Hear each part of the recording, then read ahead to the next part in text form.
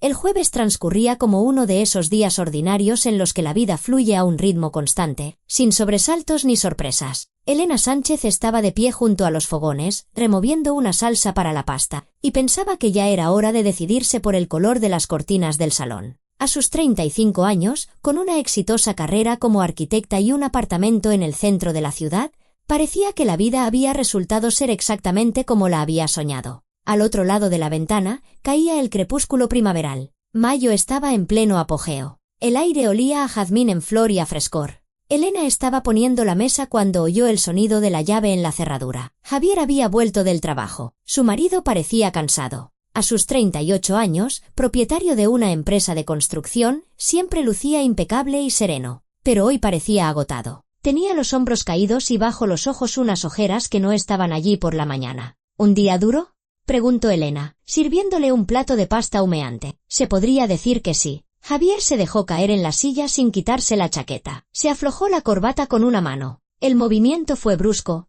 nervioso. Comieron en silencio. Elena observaba a su marido de reojo. Algo no iba bien. En sus 11 años de matrimonio, había aprendido a leer su estado de ánimo en los pequeños detalles, en la forma en que sostenía el tenedor, en cómo evitaba su mirada, en el modo en que tamborileaba los dedos sobre la mesa. Ahora, todas esas señales apuntaban a una sola cosa. Javier estaba preocupado. No, más que preocupado. Estaba asustado. «Javi, ¿qué ha pasado?». Elena le puso una mano en la muñeca. Él se sobresaltó, como si el contacto le quemara. La miró, y en sus ojos castaños ella vio algo desconocido. Desesperación y culpa. «Mañana me voy a casa de mi madre una semana», dijo él, con la vista fija en su plato. «Se ha puesto muy enferma, tendré que cuidarla». Elena se quedó paralizada, con un vaso de agua en la mano. 1 segundo, 2, 3. Tantos pensamientos cruzaron su mente que no supo en cuál detenerse. Doña Carmen, enferma. Pero era imposible, porque hacía apenas una hora había hablado por teléfono con su suegra. Doña Carmen la había llamado ella misma, tan enérgica y animada como siempre, contándole las nuevas rosas que había plantado en la casa del pueblo y compartiendo los logros de su club de jardinería. Habían quedado segundos en la exposición municipal y los invitaba a pasar el fin de semana para ver el jardín en flor. «Elena, querida, tengo esto precioso. Tráete a Javi el sábado. Hacemos una barbacoa y descansáis del ajetreo de la ciudad». La voz de su suegra sonaba llena de vida. Ni el más mínimo indicio de enfermedad, ni de malestar, ni tos, ni debilidad, ni esa fatiga característica en la entonación que aparece cuando alguien no se encuentra bien. Y ahora Javier decía que estaba gravemente enferma. Elena dejó el vaso sobre la mesa lentamente y miró a su marido a los ojos, tratando de encontrar alguna explicación a esa contradicción. Quizá doña Carmen se había sentido mal después de su conversación. De repente, en solo una hora. Pero entonces, ¿por qué Javier no la había llamado de inmediato? ¿Por qué no se lo había dicho nada más entrar por la puerta? ¿Por qué se había sentado a cenar en silencio y solo después, como si reuniera el valor necesario, había soltado esa frase? Y lo más importante, ¿por qué no la miraba a los ojos? Estaba mintiendo. La idea la golpeó con tal fuerza que le cortó la respiración. «Entiendo», dijo Elena en voz baja, y asintió. Simplemente asintió, fingiendo comprensión y acuerdo. Por dentro, todo se le había encogido hasta formar un nudo prieto y doloroso. El miedo le subió a la garganta, mezclado con la ofensa y el desconcierto. Pero no lo demostró. Bajó la mirada, hizo como que terminaba la cena, aunque cada bocado se le atascaba en la garganta. Javier se relajó visiblemente. Dejó caer los hombros. Su respiración se volvió más regular. «Gracias por entenderlo», dijo con más suavidad. «Sé que es inesperado. Pero mamá, ya sabes, está sola. Necesito estar a su lado». Elena volvió a asentir en silencio. Se levantó y empezó a recoger la mesa. Sus manos se movían de forma automática. Recoger los platos, llevarlos al fregadero, abrir el grifo. Gestos familiares tras los que podía ocultar una tormenta de emociones. Javier se fue al dormitorio. Elena lo oyó abrir el armario, sacar una maleta, meter ropa. Cada sonido retumbaba en sus sienes. ¿Qué estaba pasando? ¿A dónde iba en realidad? ¿Por qué mentía sobre su madre? ¿Las posibilidades se agolpaban en su cabeza? Cada una peor que la anterior. Una amante. Era la explicación más obvia. Tenía a otra y se iba con ella una semana. Había reservado un hotel o un apartamento, inventándose la historia de la madre enferma. La clásica historia de una infidelidad. Pero Javier, su Javier, el que la besaba cada mañana antes de irse, el que recordaba los aniversarios, el que la abrazaba con ternura por las noches. ¿Había sido todo una farsa?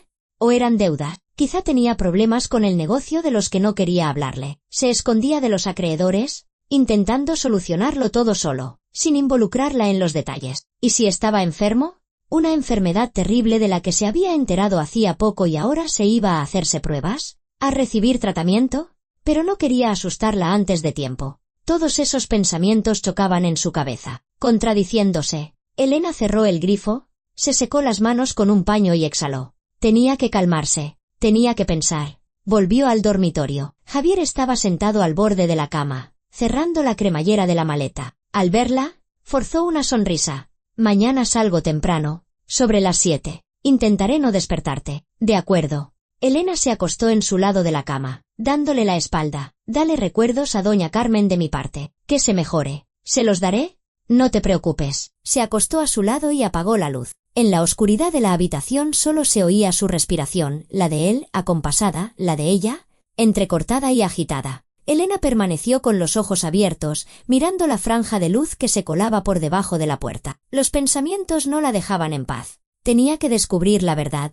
No podía quedarse ahí tumbada mientras él se iba a quién sabe dónde durante una semana. Cuando la respiración de Javier se hizo profunda y regular, supo que se había dormido. Elena alargó la mano con cuidado hacia la mesilla de noche, donde él solía dejar el mop. Sus dedos encontraron la superficie lisa del aparato. En silencio, tratando de no moverse, se acercó el teléfono y pulsó el botón de encendido. La pantalla se iluminó, pidiendo una contraseña. Elena conocía el código, la fecha de su boda. Introdujo los números. Contraseña incorrecta. Lo intentó de nuevo, pensando que se había equivocado. Contraseña incorrecta. El corazón se le aceleró. Javier había cambiado la contraseña. ¿Cuándo? ¿Por qué? Con sumo cuidado, volvió a dejar el teléfono en su sitio, conteniendo la respiración. A su lado, su marido dormía plácidamente, sin sospechar nada. Pero para Elena, ese gesto, el cambio de contraseña del móvil, era más elocuente que cualquier palabra. La gente cambia las contraseñas cuando tiene algo que ocultar. Pasó la noche en vela hasta el amanecer. Vio cómo la oscuridad del exterior daba paso a la luz grisácea del alba, cómo se perfilaban las siluetas de los edificios de enfrente. A las 6 de la mañana, había tomado una decisión. No iba a quedarse de brazos cruzados, sumida en la incertidumbre. No iba a torturarse con conjeturas y sospechas durante toda una semana. Iba a descubrir la verdad.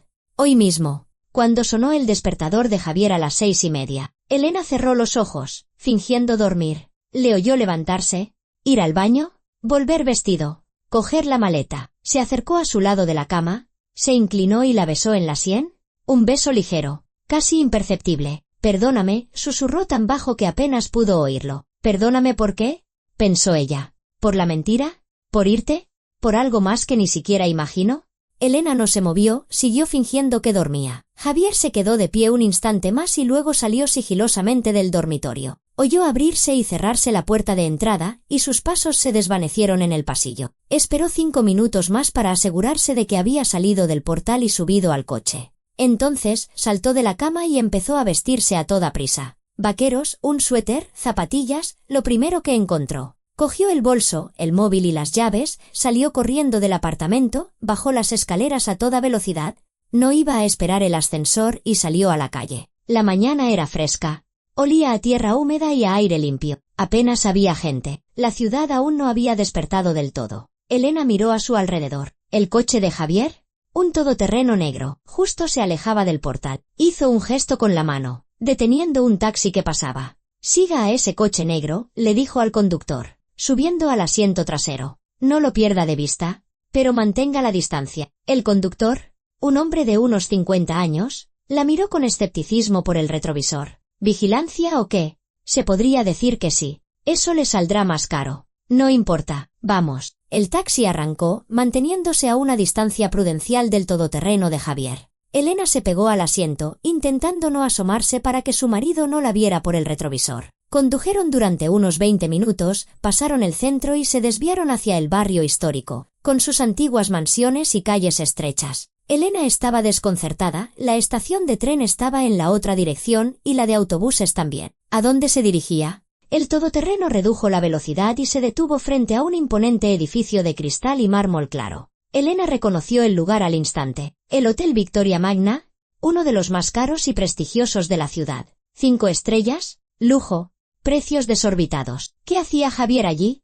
«Pare aquí», le pidió al conductor, señalando un lugar a la sombra de los árboles desde donde se veía bien la entrada del hotel. Javier salió del coche, sacó la maleta del maletero y miró a su alrededor. Elena se agachó por instinto. Él se dirigió a la entrada. Ella lo vio desaparecer tras las puertas de cristal. 15 minutos. Le dio 15 minutos, contando los latidos de su propio corazón. Fuera del taxi, la vida matutina de la ciudad seguía su curso. La gente se apresuraba a ir al trabajo. A lo lejos, ladró un perro. Pasó un ciclista. Y dentro de Elena, todo se derrumbaba. Así que no iba a ver a su madre. No iba a un hospital ni a un tratamiento. Iba a un hotel de lujo con una maleta para una semana. Una amante. Tenía que ser una amante. El dolor de ese pensamiento fue tan agudo que Elena se mordió el labio. Pero junto al dolor surgió la rabia. Una determinación fría y dura. Pagó al conductor, salió del coche y se dirigió a la entrada del Hotel Victoria Magna. Las puertas se abrieron silenciosamente, dejándola entrar en un mundo de lujo y elegancia discreta. Dentro hacía fresco.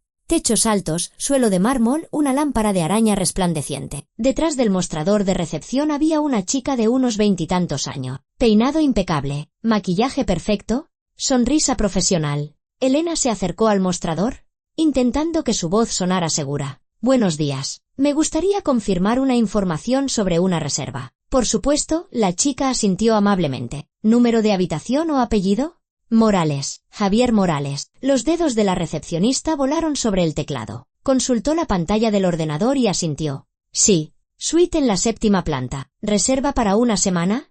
«Hecha hace 10 días. Para 2 personas. Hace 10 días. Todo ese tiempo. Había estado a su lado, besándola, diciéndole que la quería, mientras planeaba una semana con otra mujer. ¿Para 2 personas?» Su propia voz le sonó ajena, ronca. «Sí». El señor Morales reservó la habitación para él y su esposa. La recepcionista miró a Elena con más atención, como si sospechara algo. «¿Es usted la señora Sánchez?» Elena abrió la boca para decir que sí, pero la chica continuó, mirando la pantalla. «Sofía Morales». El tiempo se detuvo. Sofía. Ese nombre cayó sobre ella como una ola de agua helada. Sofía Morales, la primera mujer de Javier, la mujer que había muerto 5 años atrás en un accidente de coche. O, al menos, la mujer que Elena había creído muerta durante todos esos años. Elena no recordaba cómo salió del hotel. Sus piernas la llevaron automáticamente, a través del vestíbulo reluciente, junto al portero que le sujetaba la puerta, y a la calle,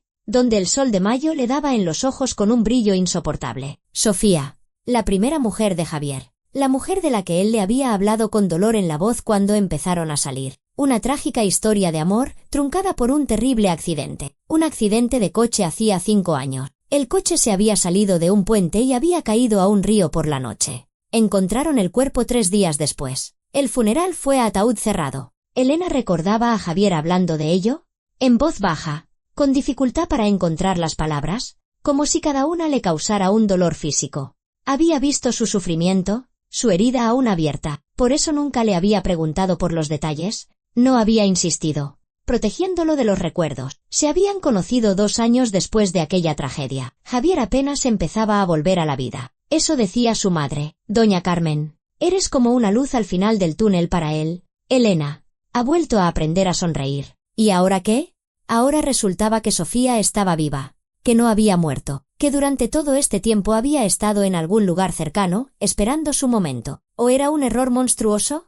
¿Una coincidencia de nombres? Pero no, la recepcionista había dicho Sofía Morales, su esposa, no una tocaya cualquiera. Elena se detuvo en medio de la acera, apoyándose en la pared de un edificio. Los transeúntes la esquivaban, lanzándole miradas de fastidio, pero ella no les prestaba atención. Tenía que ordenar sus pensamientos, decidir qué hacer a continuación. ¿Volver a casa y esperar? ¿Llamar a Javier y exigirle una explicación? No, si lo llamaba ahora, mentiría, inventaría otra historia. Y ella volvería a caer en la trampa de la incertidumbre. Necesitaba pruebas, necesitaba la verdad. Elena sacó el móvil, abrió el navegador y empezó a buscar información sobre Sofía Morales. Escribió el nombre en el buscador y repasó los resultados. Viejas menciones en redes sociales. Perfiles inactivos desde hacía mucho tiempo. Las últimas publicaciones databan de 5 años atrás. Una esquela en el periódico local, falleció trágicamente Sofía Morales, de 28 años. Todo indicaba que la mujer estaba realmente muerta. Entonces, ¿quién estaba en el hotel? ¿Una impostora? ¿Alguien que usaba un nombre ajeno? Un escalofrío le recorrió la espalda. ¿Y si la muerte había sido un montaje? ¿Y si Sofía, por alguna razón, había desaparecido y todo el mundo pensaba que había muerto? La idea era tan increíble que al principio Elena la descartó. Eso solo pasaba en las películas. En la vida real, la gente no fingía su propia muerte. Pero cuanto más lo pensaba, más plausible le parecía esa versión. Explicaría muchas cosas. ¿Por qué el ataúd estaba cerrado? Si Javier no sabía la verdad, ¿por qué había sufrido tanto? ¿Y por qué estaban ahora los dos en un hotel de lujo? Elena llamó a un taxi. Tenía que volver a casa y encontrar alguna pista del pasado de Javier. Algo que arrojara luz sobre la situación. El apartamento la recibió con su vacío y su silencio. Elena fue al dormitorio y abrió el armario de Javier. En el estante superior había cajas con sus cosas, las que nunca había deshecho desde que se mudó con ella. Fotos antiguas, documentos, recuerdos de su vida pasada. Ella nunca había curioseado allí. Creía que toda persona tenía derecho a su espacio personal, a recuerdos que no era necesario compartir ni siquiera con los más cercanos. Pero ahora no era momento para delicadeza. Elena bajó la primera caja y la abrió en el suelo del dormitorio. Fotos. Muchas fotos. Javier, joven, de unos 25 años, junto a una hermosa mujer de pelo oscuro. Tenía unos ojos brillantes, rasgos finos y una sonrisa audaz. Un poco burlona. Sofía. Elena examinó las fotos una por una. Sofía en la playa en bañador. Sofía en un restaurante con una copa de vino. Sofía y Javier delante de la Torre Eiffel, abrazados y riendo. Parecían felices, enamorados, como si nada pudiera separarlos. Pero algo salió mal. ¿Qué exactamente? Elena siguió buscando. En la caja había documentos, un certificado de matrimonio, fechado 7 años atrás, y otro documento más, un certificado de defunción. Oficial, con sellos. Sofía Morales García. Fecha de nacimiento. Fecha de defunción, 5 años atrás. Causa, ahogamiento como resultado de un accidente de tráfico. Elena sostenía aquel papel en sus manos, sin saber si creerlo o no. Por un lado, un documento oficial que confirmaba la muerte. Por otro, una reserva de hotel a nombre de Sofía Morales, hecha hacía 10 días. ¿Cómo era posible? Continuó su búsqueda. En otra caja encontró pólizas de seguro. Las revisó mecánicamente, sin pensar demasiado, hasta que una línea le llamó la atención. Seguro de vida. Beneficiario, Javier Morales Santo. Suma a pagar en caso de accidente, 150.000 euros. 150.000 euros. Javier había recibido 150.000 euros tras la muerte de Sofía. Eso cambiaba las cosas. Añadía nuevas preguntas. El teléfono sonó, haciéndola sobresaltar. En la pantalla apareció Doña Carmen, su suegra, la mujer que supuestamente estaba gravemente enferma. Elena se quedó mirando el teléfono unos segundos, sin saber si contestar o no. Finalmente, respondió. Diga, Elena, cariño. Hola. La voz de Doña Carmen sonaba animada y alegre. Ni rastro de enfermedad. No te has olvidado de mañana, ¿verdad? Quedamos en que vendríais Javi y tú a la casa del pueblo. Ya he empezado a prepararlo todo. Quiero hacer tu tarta de cerezas favorita. Elena cerró los ojos. Así que su suegra estaba bien. Completamente bien. Y no sabía nada de que su hijo supuestamente iba a cuidarla. Doña Carmen, empezó Elena con cautela. ¿Javi no la ha llamado esta mañana? No. ¿Ha pasado algo? ¿Está bien? Sí, todo bien. Es que se ha ido de viaje de trabajo una semana. Un viaje de negocios inesperado. ¡Ay!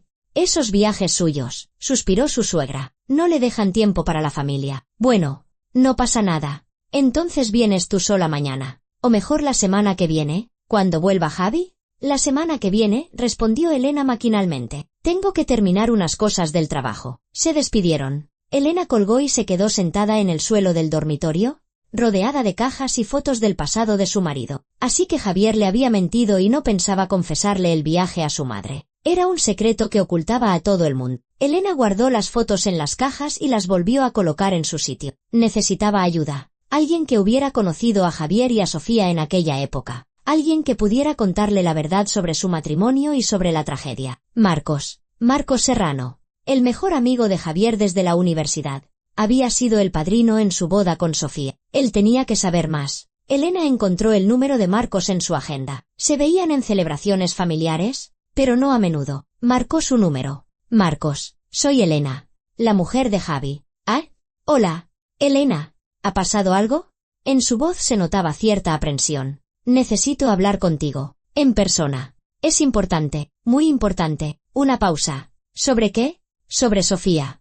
Un silencio largo y pesado al otro lado de la línea. No creo que sea una buena idea, dijo Marcos finalmente. A Javi no le gusta hablar de ella. Marcos, por favor, de verdad necesito tu ayuda. Nos vemos en 1 hora en el Café La Andaluz, en la calle Serrano. Invito yo. Otra pausa. Luego, un profundo suspiro. De acuerdo. En 1 hora. Elena llegó al café la primera. Escogió una mesa junto a la ventana. Pidió un café y se quedó mirando la calle. A los transeúntes, una vida normal, un día normal, y el suyo se estaba desmoronando. Marcos apareció puntual 1 hora después. Un hombre alto y fornido, de unos 40 años, con el rostro cansado. Se sentó frente a ella, pidió un café solo y la miró en silencio, esperando a que ella hablara. ¿Qué sabes sobre la muerte de Sofía?, preguntó ella sin rodeos. Marcos frunció el ceño. Lo mismo que todo el mundo. ¿Un accidente? ¿Una tragedia? ¿Por qué preguntas por eso ahora? 5 años después, porque esta mañana he descubierto que Javier ha reservado una habitación en un hotel de lujo para 1 semana, a su nombre y al de Sofía Morales. Marcos palideció. La taza de café se detuvo a medio camino de sus labios. ¿Qué has dicho? Has oído bien. Sofía Morales. La recepcionista del hotel me ha dado ese nombre. Una reserva para 2, para 1 semana. Es imposible, susurró Marcos. Está muerta. Estuve en el funeral. Vi el ataúd. Un ataúd cerrado, le recordó Elena. ¿Viste un ataúd cerrado? ¿Alguien vio el cuerpo? Marcos guardó silencio. Su rostro estaba lívido. Marcos, necesito la verdad, continuó Elena con insistencia. ¿Cómo era su relación en realidad? ¿Qué pasaba antes de su muerte? Cuéntame todo lo que sepas. Bebió un sorbo de café, ordenando sus pensamientos, y luego empezó a hablar, despacio, eligiendo cuidadosamente las palabras. Su matrimonio no era feliz. Al menos, el último año. Sofía era una persona complicada, brillante, guapa, encantadora cuando quería, pero impulsiva, impredecible. ¿Le encantaba el lujo? Gastaba el dinero a espuerta. Javi ganaba bien, pero a ella nunca le parecía suficiente. ¿Y qué pasó? Deudas. Se metió en deudas, muy grandes. Pedía dinero prestado, sacaba créditos, se metió en una especie de estafa piramidal. Javi se enteró demasiado tarde. Intentó solucionarlo, pagar las deudas, pero las sumas crecían como una bola de nieve. Elena escuchaba sin interrumpir. 1 semana antes del accidente, continuó Marcos, Sofía le confesó a Javi que debía una suma muy importante a gente muy peligrosa. Estaba aterrorizada, lloraba, decía que podían matarla o hacerle daño. Javi intentó calmarla, le prometió que encontraría el dinero, pero no había tiempo. Y entonces ocurrió el accidente. Sí, por la noche, Sofía iba sola en el coche. Se salió de un puente y cayó al río. No hubo testigos. La encontraron 3 días después. Javi hizo la identificación. El cuerpo estaba en mal estado. Por eso cerraron el ataúd en el funeral. ¿Y las deudas? Marcos la miró a los ojos. Las deudas desaparecieron con ella. Los acreedores dejaron de molestar. Javi cobró el seguro, 150.000 euros por el accidente. Los invirtió en el negocio. ¿Sospechaste algo entonces? Una larga pausa. Pensé que era todo demasiado conveniente, admitió Marcos en voz baja. Todos los problemas se solucionaron de golpe. Pero Javi estaba destrozado. Lo vi después del funeral. Era un hombre al límite. Realmente la quería, a pesar de todo. Su dolor era auténtico. Por eso decidí que me había equivocado en mis sospechas. ¿Y si él no lo sabía?, preguntó Elena. ¿Y si Sofía fingió su muerte sin que él lo supiera? Entonces, ¿por qué ha vuelto ahora? ¿Para qué arriesgarse? La pregunta quedó flotando entre ellos. Dinero, dijo Elena lentamente. Quizá necesita dinero otra vez. Marcos asintió. Es lógico. Pero, ¿cómo demonios pudo organizarlo? ¿El cuerpo? ¿Los documentos? El funeral? Todo fue oficial. Alguien la ayudó. Hablabas de gente peligrosa a la que debía dinero. ¿Quizá uno de ellos lo organizó todo? Es posible, convino Marco. Sofía tenía contacto. Conocía a gente poco convencional. A mí nunca me gustó, pero Javi hacía la vista gorda. Se quedaron sentados media hora más, discutiendo los detalles, recordando pormenores de aquella época. Cuando Marcos se fue, Elena se quedó sola con sus pensamientos. La imagen empezaba a aclararse, pero el rompecabezas estaba lejos de completarse. Demasiadas piezas en blanco, demasiadas preguntas sin respuesta. Necesitaba ayuda profesional. Elena sacó el móvil y marcó el número de una agencia de detectives privados cuyo anuncio había visto en Internet. Raúl Velasco, detective privado con 20 años de experiencia en la policía. Agencia de detectives La Verdad.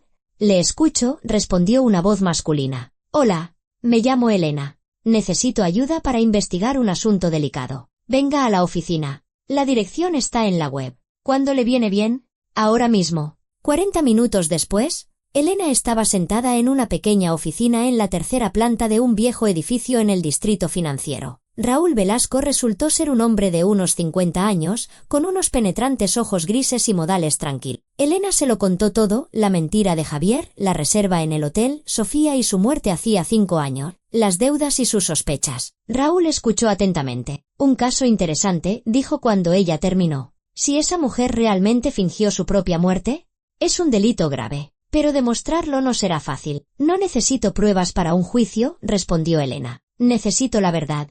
Tengo que saber qué está pasando realmente. De acuerdo. Deme todos los datos, nombres, direcciones, fotos. Empezaré a trabajar hoy mismo. El primer informe lo tendrá en 2 días. Elena le dio toda la información que había logrado reunir: las fotos de Sofía, la dirección del hotel, los datos del matrimonio y de la defunción. Una pregunta más, añadió Raúl. ¿Está segura de que quiere saber la verdad?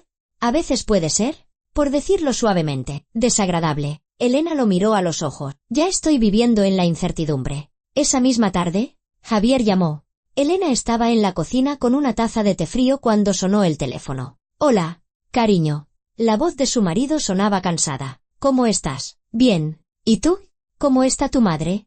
Está mejorando. Me quedaré con ella unos días más. Mentira. Una mentira pura y descarada. Dale recuerdos de mi parte, dijo Elena con voz neutra. Y que se mejore pronto. Te echo de menos, Elena. Yo también. Otra mentira. Esta vez, la suya. Se despidieron. Elena colgó el teléfono y, por fin, se permitió llorar. Por primera vez en aquel día interminable, las lágrimas rodaron por sus mejillas. Y en su cabeza, una sola idea daba vueltas: ¿quién era el hombre con el que había vivido los últimos años? ¿Acaso lo conocía de verdad? Los 2 días siguientes se hicieron terriblemente largos. Elena iba al trabajo, sonreía a sus compañeros, discutía proyectos, pero todo sucedía como en una nebulosa. Su vida real se había quedado en algún lugar fuera del estudio de arquitectura, en la habitación del Hotel Victoria Magna, donde su marido pasaba el tiempo con una mujer que debería estar muerta. Por las noches, Javier llamaba, le contaba el estado de su madre, los tratamientos. Su voz sonaba tensa, y Elena percibía en ella algo más que simple cansancio. Miedo, desesperación, culpa. Al tercer día, la mañana del sábado, Raúl Velasco le envió un mensaje. Tengo resultados. Venga a la oficina a las 10:00. Elena llegó 15 minutos antes de la hora, subió a la tercera planta y llamó a la puerta con la placa: Agencia La Verdad. Adelante. Raúl estaba sentado en su escritorio. Frente a él, una carpeta con documentos y varias fotografías. Elena se sentó enfrente. ¿Qué ha descubierto? El detective abrió la carpeta, sacó unas cuantas fotos y las puso delante de ella. Ayer por la tarde, a las 6:37, su marido salió del hotel, empezó con un tono tranquilo y profesional. Caminó hasta el restaurante El León de Oro, a 3 manzanas del hotel. Se sentó en una mesa y pidió la cena. Elena miró las fotos. Javier, con una camisa oscura y vaqueros, caminando por la calle. Javier, entrando en el restaurante. 20 minutos después, se le unió una mujer. Raúl colocó otra fotografía sobre la mesa. Elena sintió que se le cortaba la respiración. En la foto aparecía una mujer con gafas de sol y un sombrero que le ocultaba gran parte del rostro. Pero la silueta, el porte, los gestos, todo era reconocible. Pelo oscuro hasta los hombros, figura esbelta, movimientos elegantes. No pude fotografiarle la cara con claridad, continuó Raúl. Es muy precavida. Siempre lleva gafas de sol, incluso de noche. Sombrero, pañuelo, claramente se esconde de las miradas ajenas. Pero, ¿está seguro de que es ella? ¿Sofía? He comprobado el registro del hotel a través de mis contactos. La habitación está a nombre de Javier Morales y Sofía Morales. Los datos del pasaporte coinciden con los de la primera esposa de su marido. Pero, ¿cómo es posible? Si murió, si hay un certificado de defunción, documentos falsos, respondió Raúl con sencillez. Con los contactos y el dinero suficientes, se puede conseguir cualquier papel. La pregunta es otra: ¿quién la ayudó y por qué? ¿Los observó más tiempo? Sí. Pasaron unas 2 horas en el restaurante. Hablaron. Por su lenguaje corporal, fue una conversación tensa. Su marido parecía disgustado, incluso abatido. La mujer, por el contrario, se mostraba segura, casi agresiva. Varias veces lo señaló con el dedo, alzó la voz. Los camareros se dieron cuenta. Estaban discutiendo. Eso parece. ¿Después de cenar? Volvieron juntos al hotel. Más allá no pude seguir. La seguridad no deja subir a las plantas sin tarjeta. Elena dejó lentamente la fotografía sobre la mesa. Así que era verdad. Sofía estaba viva. Y estaba con Javier en la misma habitación de hotel. Quiero que continúe la vigilancia, dijo con firmeza. Averigüe todo lo que pueda. ¿A dónde va? ¿Con quién se reúne? ¿De dónde ha venido? Necesito el cuadro completo. Eso será más caro, advirtió Raúl. No importa. Pagaré lo que haga falta. El detective asintió.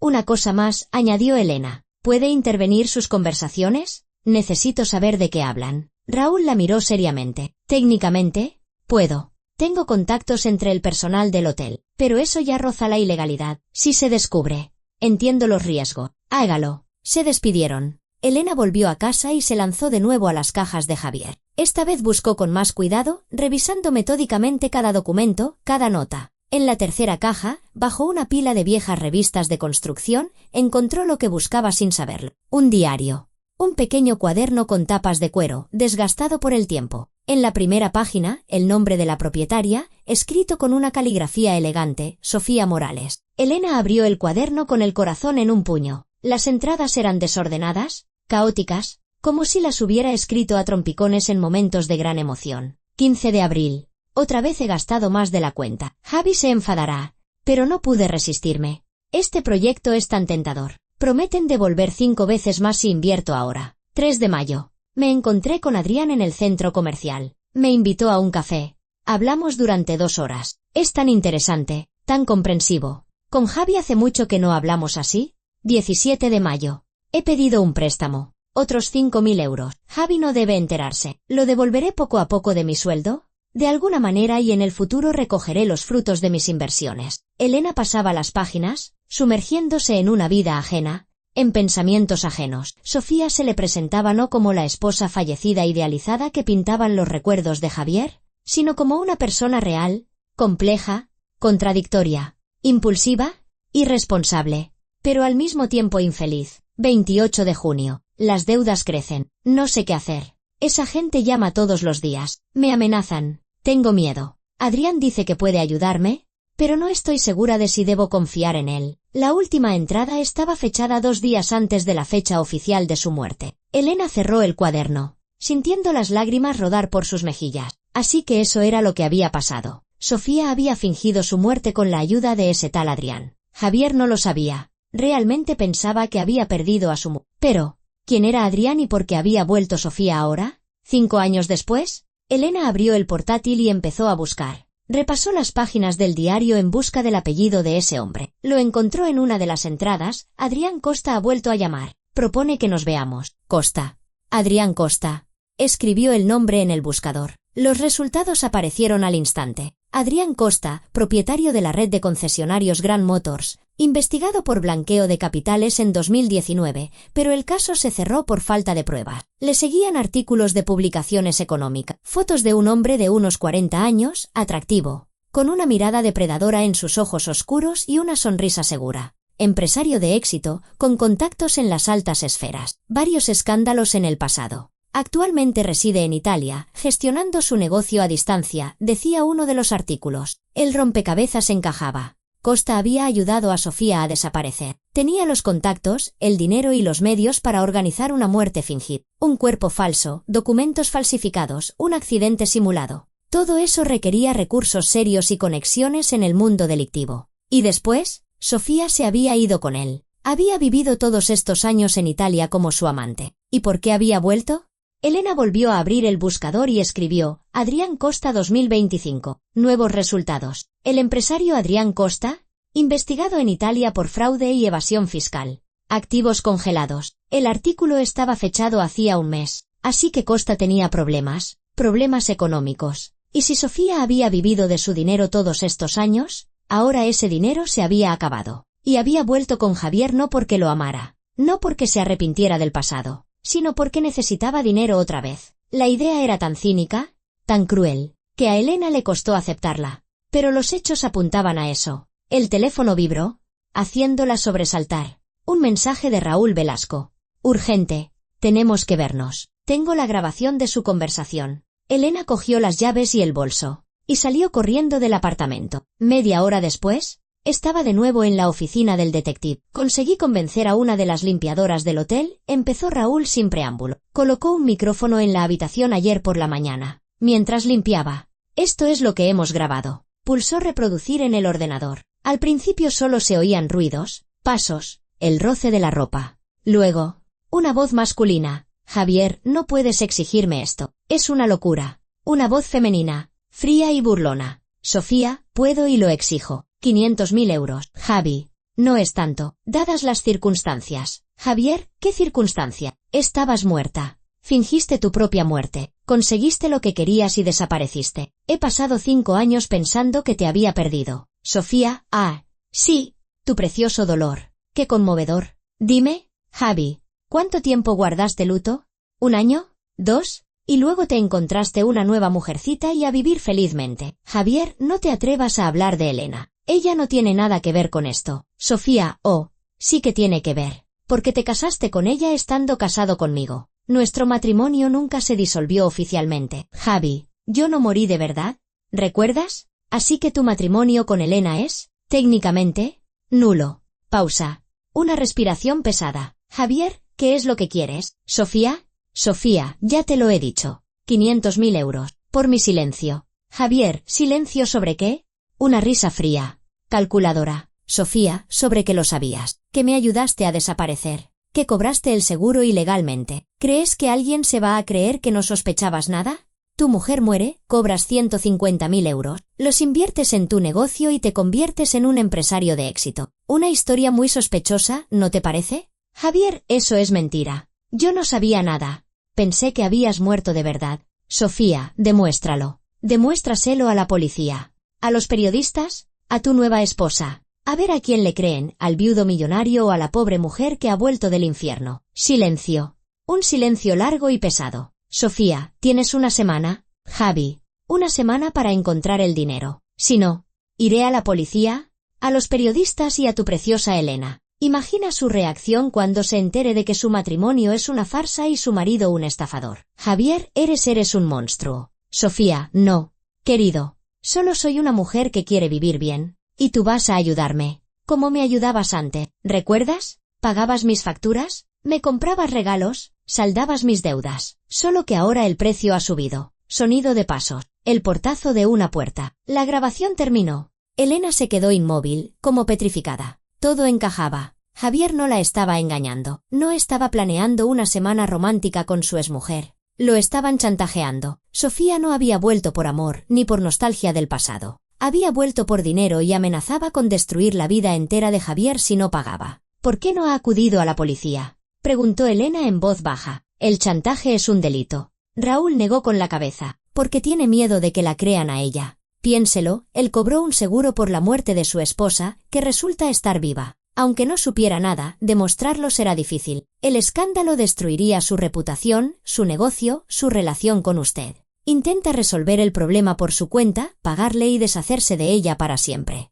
Pero no tiene 500.000 euros disponibles así como así. Su dinero está invertido en el negocio. Por eso está desesperado. 1 semana es poco tiempo. Muy poco. Elena se levantó y empezó a caminar por el despacho. No puedo quedarme sentada esperando. No puedo permitir que esa arpía destruya nuestra vida. ¿Qué piensa hacer? Elena se detuvo y miró al detective. Iré al hotel. Hablaré con ella. En persona. ¿Está segura? Podría ser peligroso si de verdad está relacionada con el mundo del crimen. Tengo que hacerlo, dijo Elena con firmeza. Es mi familia, mi marido, mi vida. Y no permitiré que un fantasma del pasado lo destruya todo. Raúl asintió. Entonces iré con usted. Esperaré abajo por si me necesita. Gracias. Elena miró el reloj. Las 2:30 de la tarde. Por la ventana entraba una luz solar brillante y costaba creer que en algún lugar, en un lujoso hotel del centro de la ciudad, se estuviera desarrollando aquella historia tan sombría. Pero, creyera o no, la verdad era la verdad y Elena iba a enfrentarse a ella. Cuando ya se disponían a salir de la oficina, Elena detuvo a Raúl con un gesto. Espere, necesito comprobar una cosa más antes de ir al hotel. El detective la miró interrogante. ¿Qué cosa? ¿Quiero hablar con Marcos otra vez? El mejor amigo de Javier. Después de lo que hemos descubierto, creo que oculta algo más. Algo importante. Raúl asintió. Buena idea. Los amigos a menudo saben más de lo que aparentan, sobre todo cuando se trata de proteger a un ser querido. Elena marcó el número de Marcos. No contestó de inmediato, sino al cuarto tono. Elena, ¿qué pasa?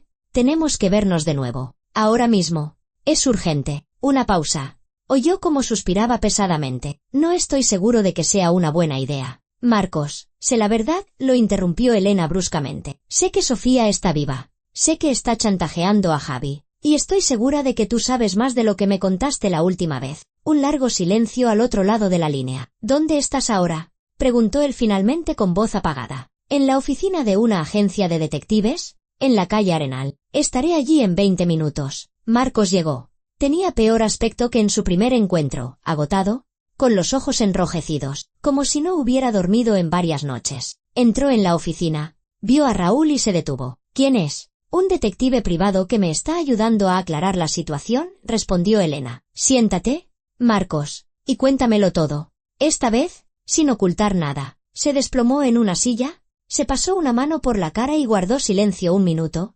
ordenando sus pensamientos. Luego, habló despacio, con dificultad. Lo sabía, no todo, pero lo sospechaba. Ya entonces, hace 5 años. Elena sintió que el corazón se le encogía. ¿Qué sospechabas? Que algo no cuadraba con la muerte de Sofía. Demasiadas coincidencias, un final demasiado conveniente para todos sus problemas. Marcos apretó los puños, con la mirada clavada en el suelo. El día antes del accidente, la vi por casualidad en un centro comercial. Estaba con un hombre, con Costa. ¿Sabes lo de él? Marcos levantó la cabeza, sorprendido. Ahora sí. Sigue. Estaban hablando en una cafetería. Yo pasaba por allí, iba a saludarlos, pero ella no me vio. O mejor dicho, hizo como que no me veía. Estaban sentados en un rincón apartado, hablando de algo muy serio. Sofía parecía tensa, pero no asustada. Más bien decidida. Costa dibujaba algo en una servilleta, le explicaba, le enseñaba unos papeles. ¿Y no le dijiste nada a Javi? Se lo dije. Esa misma noche lo llamé y le pregunté si sabía que Sofía se veía con Costa. Javi se enfadó. Dijo que Costa era solo un conocido que la estaba ayudando a solucionar sus problemas con las deudas, que era una ayuda legal, nada delictivo. No insistí. Era su vida de pareja, al fin y al cabo. Y luego murió. Sí. A la noche siguiente. Marcos levantó la vista, y en sus ojos se leía el dolor. Cuando me llamaron por la mañana y me lo contaron, mi primer pensamiento fue que no había sido un accidente. Pero Javi estaba en tal estado, tan destrozado, que no pude. ¿Cómo vas a sospechar de un hombre que llora sobre el ataúd cerrado de su esposa? ¿Estuviste en la identificación? No. Javi fue solo. Dijo que quería estar a solas con ella, despedirse. Volvió pálido como el papel. Apenas se mantenía en pie. Dijo que el cuerpo estaba muy dañado, que apenas la había reconocido por la ropa y un anillo que llevaba en el dedo. Raúl, que hasta entonces había escuchado en silencio, se inclinó hacia adelante. ¿Por la ropa y un anillo? No por la cara. Dijo que la cara que casi no tenía cara. 3 días en el agua. Los peces, Marcos se estremeció. No quise preguntar por los detalles. Nadie lo habría hecho. Así que nadie vio realmente el rostro de la fallecida, dijo Raúl pensativo. Solo Javier. Y reconoció el cuerpo por indicios indirectos. ¿Qué quieres decir con eso? Marcos miró al detective. ¿Que no era su cuerpo? Exactamente eso. Con los contactos y el dinero suficientes, se puede conseguir un cadáver de tamaño y edad similares. Indigentes, cuerpos no reclamados de las morgues hay más de los que la gente cree. Unos días en el agua, y la identificación se vuelve casi imposible. Solo quedan los efectos personales. O sea que Javier identificó el cuerpo de otra persona, pensando que era Sofía. Lo más probable, asintió Raúl. ¿Su ropa? ¿Su anillo? Su coche? No podía ni imaginar el engaño. ¿Por qué iba a hacerlo? Dios mío, susurró Marcos. Así que todo este tiempo Sofía ha estado viva, concluyó Elena, viviendo en algún sitio con Costa, con su dinero, hasta que el dinero se acabó. Marcos se levantó y caminó por el despacho. Javi me llamó hace 3 días, tarde por la noche, casi a medianoche. Me despertó. Su voz era extraña, como distante. Dijo que tenía un problema, que necesitaba tiempo para pensar. Me pidió que no le dijera a nadie que había llamado, especialmente a ti. Y no me lo dijiste cuando nos vimos en el café. Me lo pidió, dijo Marcos, abriendo los brazos con impotencia. Es mi amigo. Somos amigos desde la universidad. No podía. ¿Qué más te dijo en esa llamada? Me preguntó si me acordaba de Adrián Costa. Le dije que sí, que recordaba al tipo con el que se veía Sofía antes de morir. Javi se quedó callado y luego preguntó, ¿de qué crees que es capaz una persona que no tiene nada que perder? No entendí la pregunta, le pedí que se explicara. Pero él solo se despidió y colgó. Ya lo sabía, dijo Elena lentamente. Ya sabía entonces que Sofía había vuelto. Probablemente ella contactó con él antes, añadió Raúl. ¿Le expuso sus exigencias? ¿Le dio tiempo para pensar? Para encontrar el dinero. Marcos se volvió hacia Elena. Has dicho que lo está chantajeando. ¿Con qué exactamente? Elena le contó lo de la grabación, la exigencia de los 500.000 euros, las amenazas de ir a la policía y a los periodistas. Marcos escuchaba, y su rostro se ensombrecía cada vez más. Es una locura, exhaló cuando ella terminó. No puede hacerlo. No hay pruebas de que Javi lo supiera. No siempre hacen falta pruebas para destruir una reputación, objetó Raúl. Bastan los rumores, las sospechas, sobre todo cuando se trata de un empresario con un buen nombre. ¿Los clientes empezarán a dudar? ¿Los socios se distanciarán?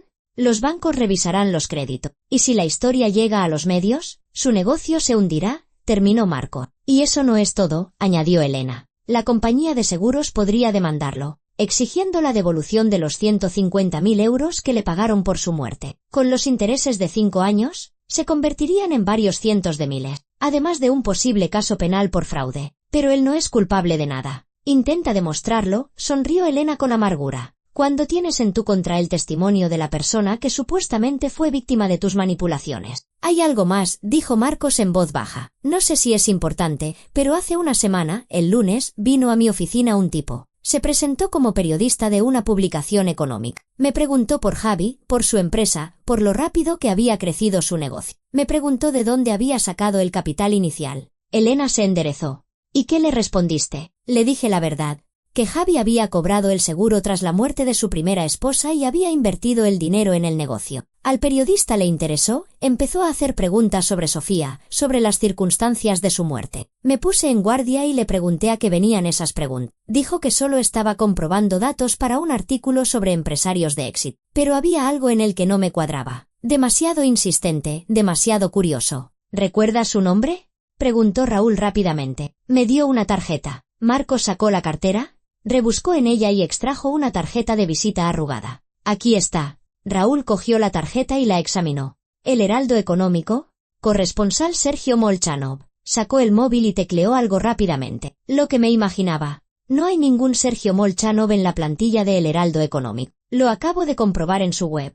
Así que mentía, dijo Elena. Alguien está recabando información sobre Javi. Sofía está preparando el terreno, reuniendo pruebas para su chantaje. O Costa, añadió Raúl. ¿Seguro que está al tanto de sus planes? Quizá incluso la dirige. Tiene experiencia en asuntos de este tipo. Marcos volvió a sentarse, suspirando pesadamente. ¿Qué hacemos? ¿Cómo ayudamos a Javi? Vamos a ir al hotel, dijo Elena con decisión. Voy a hablar con Sofía en persona, cara a cara. Es peligroso, protestó Marcos. No sabemos de lo que es capaz. Si estuvo dispuesta a fingir su propia muerte. Precisamente por eso no puedo quedarme de brazos cruzados, lo interrumpió Elena. Está destruyendo la vida de mi marido, mi vida, y no voy a permitirlo. Entonces voy con vosotros, dijo Marcos con firmeza. Y yo, añadió Raúl. 3 es más seguro. Y llevo una grabadora. Grabaremos toda la conversación. Podría servir como prueba. Elena los miró a los dos, a Marcos, cansado pero decidido,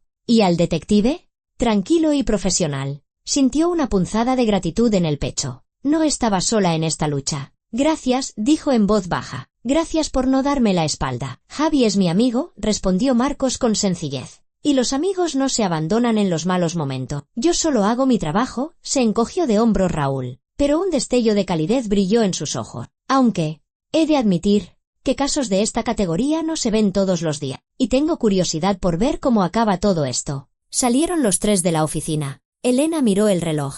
Las 3:30. El día se acercaba a su fin. De camino al hotel, discutieron el plan de acción. Raúl propuso quedarse en el vestíbulo, controlando la situación. Marcos y Elena subirían a la habitación. El detective insistió en que Elena llevara el móvil con una llamada en curso y grabándose, por si algo salía mal. ¿Estáis seguros de que Javier está ahora en la habitación?, preguntó Marcos. Mi contacto en el hotel me ha informado de que ninguno de los dos ha salido hoy, respondió Raúl. Están allí.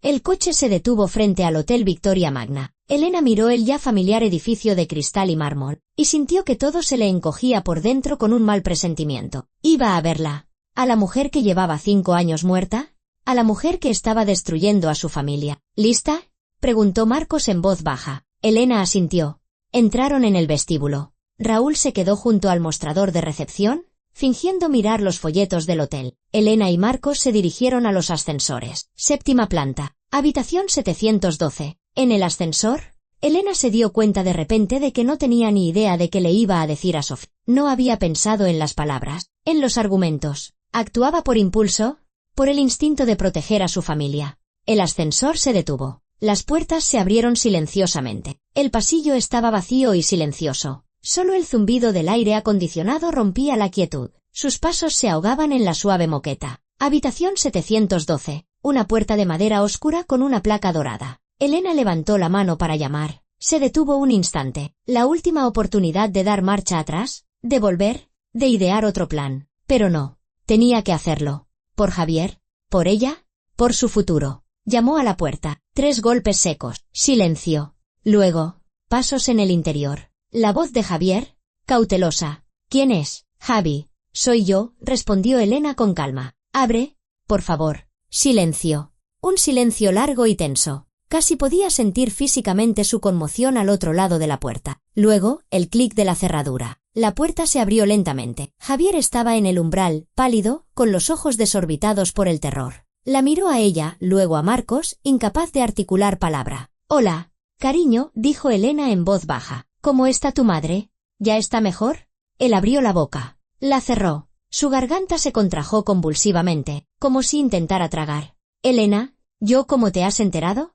No importa, terminó ella. ¿Podemos entrar? ¿O prefieres que hablemos aquí?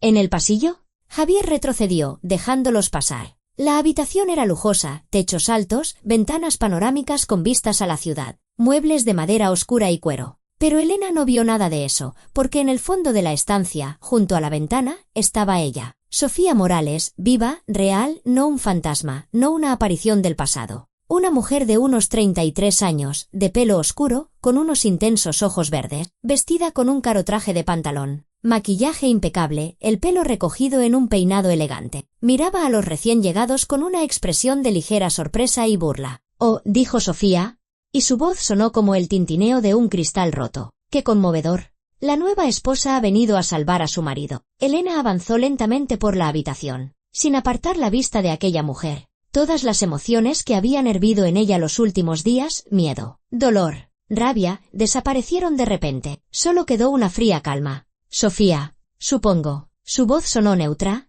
casi formal. Qué agradable conocerte por fin. Aunque debo admitir que las circunstancias son bastante inusuales. No todos los días se encuentra una con una mujer muerta. Sofía sonrió con suficiencia. Parece que los rumores sobre mi muerte fueron muy exagerados. ¿Fuiste tú quien los exageró?, intervino Marcos bruscamente. Durante 5 años estuviste muerta. 5 años en los que Javi sufrió. Se culpó. Intentó seguir adelante. ¿Y tú?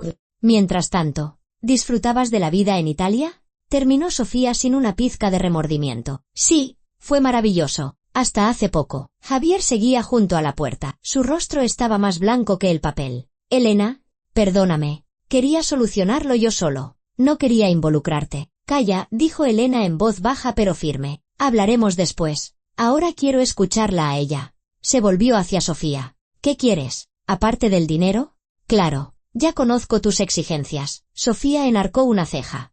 Oh, qué bien informada. Así que nos has estado espiando. Curioso. ¿Y qué has descubierto? Suficiente. Sé lo de tus deudas de hace 5 años. Lo de Costa. Lo de la muerte fingida. El cuerpo falso en el coche, el seguro que cobró Javi, y que ahora has vuelto por dinero porque tu amante tiene problemas económicos. Un atisbo de sorpresa cruzó el rostro de Sofía, pero rápidamente se recompuso. Has hecho una verdadera investigación, digno de elogio, pero eso no cambia nada. Javi tiene que pagar igualmente. ¿Tiene qué? Elena dio un paso más cerca. ¿Por qué? ¿Por haberle destrozado la vida con tu muerte? ¿Por qué durante 5 años vivió sintiéndose culpable? Porque te quería. ¿A pesar de todas tus deudas y problemas? Porque se aprovechó de mi muerte, respondió Sofía con frialdad. Cobró el dinero, montó un negocio, se encontró una nueva esposa, vivió feliz. Y yo tuve que esconderme, Vivir con un nombre falso. Depender de Costa. Me debe estos 5 años. Tú misma elegiste ese camino, no pudo evitar decir Javier. Nadie te obligó. Tú me obligaste. Estalló Sofía. Con tu rectitud. Tu honestidad.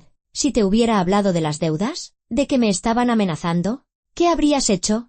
Habrías ido a la policía. Habrías intentado solucionarlo todo por la vía legal, y nos habrían matado a los dos. ¿Es esa tu excusa? Preguntó Elena en voz baja. Que fuiste una cobarde, incapaz de asumir la responsabilidad de tus actos. Sofía le lanzó una mirada furiosa. Tú no entiendes nada. No has estado en mi lugar. No sabes lo que es sentirse acorralada. Pero sí sé lo que es construir una vida con alguien que te quiere, respondió Elena. Sé lo que es ser honesta, abierta, no esconderse tras una mentira. Y no voy a permitir que destruyas lo que Javi y yo hemos construido. ¿Y qué vas a hacer? Preguntó Sofía con sorna. ¿Ir a la policía?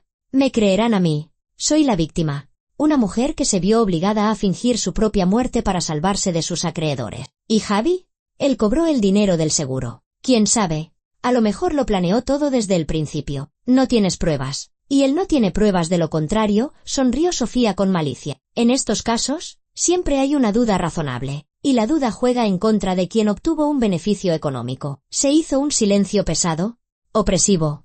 Elena se dio cuenta de que Sofía tenía razón. Desde un punto de vista legal, la situación era ambigua. Demostrar que Javier no sabía nada sería difícil. ¿El escándalo destruiría su reputación?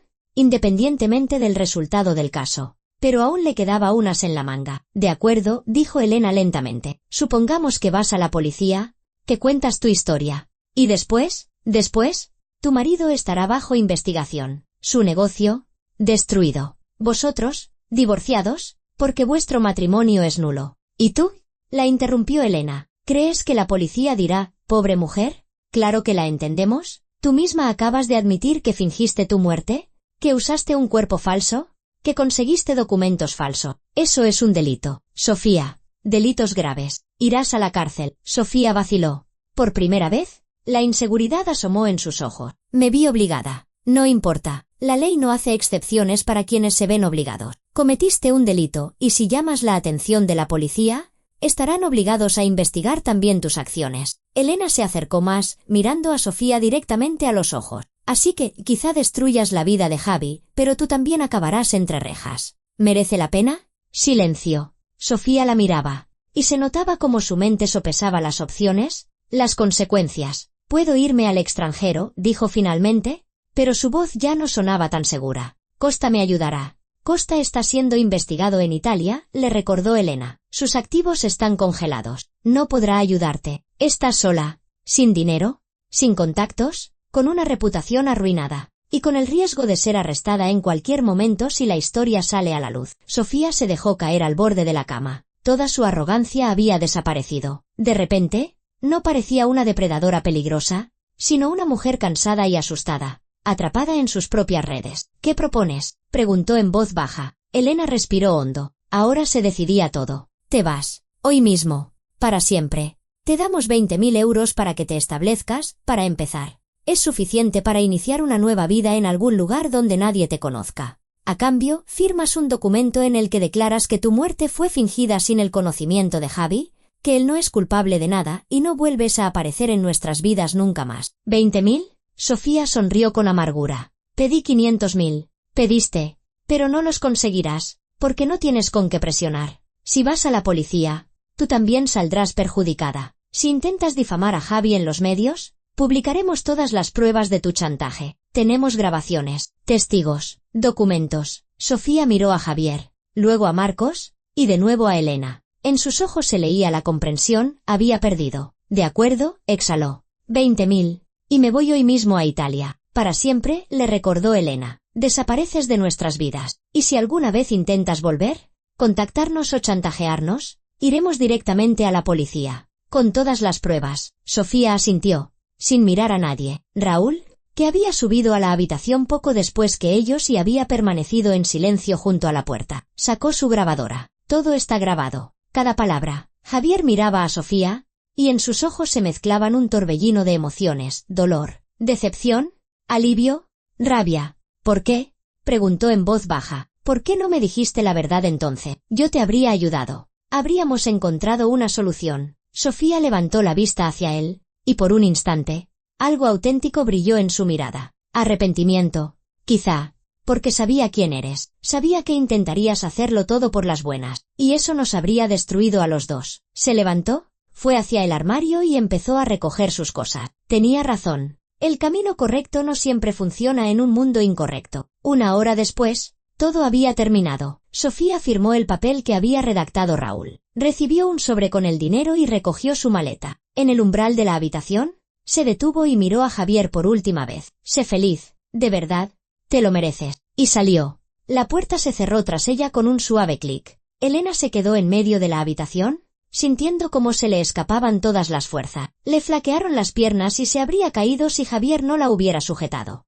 Elena, perdóname. La estrechó contra sí, y ella sintió cómo le temblaban los hombros. Estaba llorando. Por primera vez en todos los años de su matrimonio, lo veía llorar. Tranquilo, susurró ella, acariciándole la espalda. Ya ha pasado todo. Se ha acabado. Marcos y Raúl salieron discretamente de la habitación, dejándolos solos. Se quedaron abrazados en medio de aquella habitación de hotel ajena, donde acababa de terminar una parte de sus vidas. Al volver a casa, ya de noche, se sentaron juntos en el sofá, cubiertos con una manta. El cielo estaba lleno de estrellas. No encendieron las luces. Se quedaron en la penumbra. ¿Me perdonas?, preguntó Javier. Te perdono, asintió Elena. Si aprendes a confiar en mí y dejas de mentirme, te lo prometo. No hablaron más, solo se quedaron sentados, cogidos de la mano. La felicidad no es la ausencia de problemas, es la capacidad de superar los problemas juntos. La vida continuaba. No era perfecta, no era fácil, pero era real.